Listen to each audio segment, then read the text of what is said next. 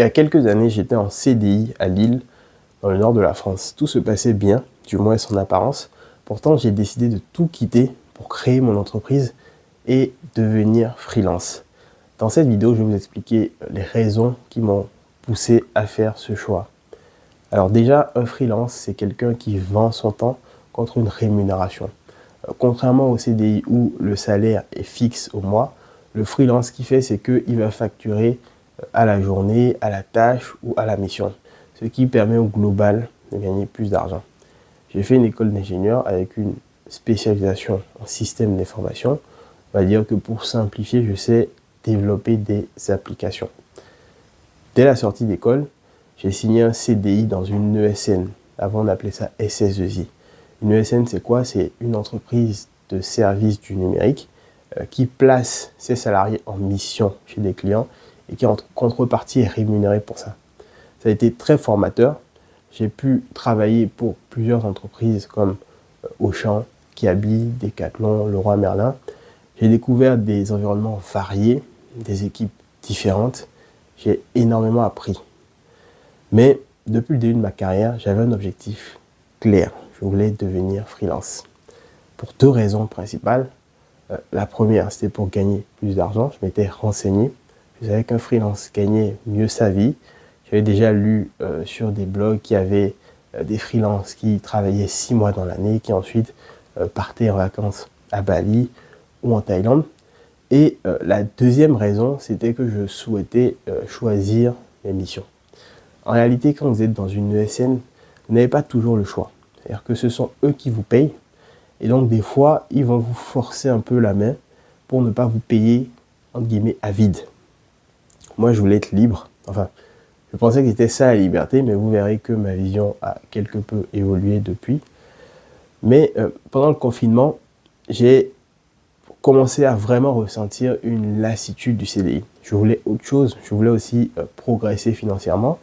Et grâce à mon réseau, j'ai réussi à décrocher ma première mission tout seul. Et là, ça a été le déclic, j'ai décidé de me lancer. Donc, ce que j'ai fait, c'est que j'étais allé voir mon manager de l'époque et je lui ai annoncé ma démission. Il a essayé de me dissuader, il m'a dit que le marché était tendu pour les développeurs, qu'il valait mieux rester au chaud parce que les missions se faisaient rares. Alors, rester au chaud, qu'est-ce que ça veut dire? Il faut savoir qu'en ESN, même si vous êtes entre deux missions, c'est ce qu'on appelle l'intercontrat, et que vous n'avez pas de mission en cours, vous continuez d'être payé même si vous ne travaillez pas. En freelance, si vous n'avez pas de mission, vous ne gagnez rien. Si vous allez en vacances, vous ne gagnez rien. Mais moi, ce qu'il me disait, je ne l'ai pas constaté sur le terrain. C'est-à-dire que le discours qu'il me tenait n'était pas conforme à la réalité du terrain que moi je vivais. C'est-à-dire que depuis mes débuts, déjà, je n'avais jamais connu de période d'inactivité. Mon profil a toujours été recherché. Et même pendant le confinement, j'ai été très sollicité. Donc, je me suis lancé. Alors, ironie du sort, quelques jours après, le même manager me rappelle avec une mission en contrat freelance cette fois et même mieux rémunérée que celle que j'avais trouvée moi-même. En fait, il faut savoir que les ESN en majorité proposent des CDI, mais elles peuvent être aussi des intermédiaires pour freelance. Et donc, c'est ce qu'il m'a proposé. Alors, malgré la mission qui était mieux payée, j'ai décidé de décliner poliment la proposition parce que j'avais donné ma parole ailleurs et aussi parce que l'autre mission me plaisait plus. C'était Decathlon et à ce jour, je pense que ça reste une des meilleures missions que j'ai pu faire.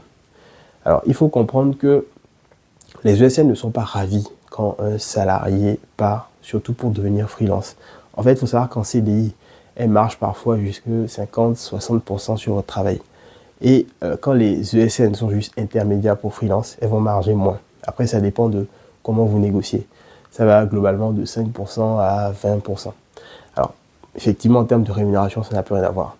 Mais face à ma détermination, mon ancien manager s'est dit autant marger à 10 ou à 15% sur Julan plutôt que de tout perdre.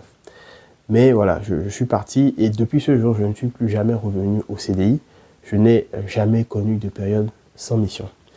Alors, à quoi m'a servi mon CDI et mon passage en ESN? Deux choses principalement. La première, c'est développer des compétences solides et un réseau solide. Et c'est finalement ce qui m'a permis de passer freelance plus facilement. Donc, quand vous travaillez quelque part, déjà faites très bien le boulot. et gardez toujours des relations, même via LinkedIn, parce que ce sont peut-être ces relations-là qui vous permettront des années après de rebondir. La deuxième chose que m'a apporté le CDI, c'est le fait de pouvoir lever de la dette. Pourquoi? Parce que les banques adorent le CDI.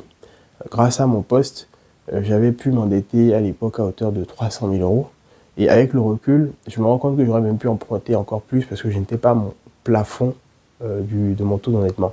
Alors, j'ai pu faire de la location longue durée, j'ai pu faire de la location courte durée, j'ai même pu faire de l'achat-revente, tout ça grâce au CDI. Donc, si vous êtes en CDI, profitez-en pour investir dans l'immobilier. Alors, je parle d'investir, mais dans l'immobilier rentable. Donc, faites vos calculs et assurez-vous d'être au moins à l'équilibre quand vous achetez des biens immobiliers. Ce sont principalement les deux choses que m'a apporté le CDI. Alors, évidemment, en devenant freelance, j'ai gagné plus d'argent. J'ai pu choisir mes missions comme je voulais. J'ai même décidé de prendre une mission full remote. Full remote, ça veut dire que j'étais à distance 100% du temps. Je n'étais pas dans les locaux du client. Alors de temps en temps, une fois tous les 5-6 mois, je prenais un billet d'avion pour me rendre à Toulouse. Mon client se situait à l'époque à Toulouse. Mais je me suis vite rendu compte d'une chose, c'est que j'étais un freelance, oui, mais je n'étais pas libre. Pourquoi? Parce que j'échangeais toujours mon temps contre de l'argent. Donc pas de mission, ça veut dire pas de revenus. Et c'est à ce moment-là que j'ai décidé d'accélérer dans l'immobilier. On m'avait dit, quand on est freelance, il faut attendre 3 ans pour obtenir un crédit. En réalité, c'est faux. Au bout d'un an, j'ai pu décrocher mon premier emprunt immobilier en freelance. Et là, j'ai compris une chose, c'est que grâce à l'immobilier, je pouvais générer autant de revenus qu'en freelancing, mais cette fois-ci de façon passive. Je pouvais littéralement gagner de l'argent dormant et donc avoir le choix de travailler ou non. Je vous invite à faire un exercice, regardez vos comptes. En général, vous allez voir que vous allez avoir une seule ligne salaire qui est en vert et toutes les autres lignes sont des lignes de dépenses en rouge.